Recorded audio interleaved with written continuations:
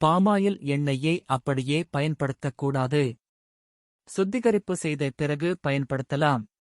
இதற்கு எலுமிச்சம் அளவு புளியை எடுத்து, அதற்குள் சிறிது கல் உப்பை அழுத்தி திணித்து உருட்டிக் கொள்ள வேண்டும்.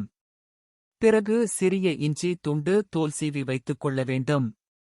இப்போது ஒரு அகலமான வாணலியில் பாமாயிலை ஊற்றி லேசாக சூடுபடுத்த வேண்டும். தீயை குறைவாக வைத்து சூடு செய்ய வேண்டும். லேசாக சூடேறியதும் புளி உருண்டையையும் துண்டு இஞ்சியையும் எண்ணெயில் போட வேண்டும். இப்போது எண்ணெய் பொரிக்க துவங்கும் 5 நிமிடம் கொதிக்கவிட வேண்டும். புளி, உப்பு, இஞ்சி எண்ணெயில் உள்ள பித்தத்தை உள்ளிழுத்துக் கொள்ளும்.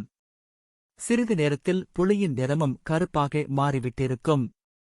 நுரைகள் அடங்கியதும் புளி, இஞ்சி இரண்டையும் வெளியே எடுத்துவிட வேண்டும். பிறகு ஆற வைத்து வடிகட்டி பயன்படுத்தலாம்.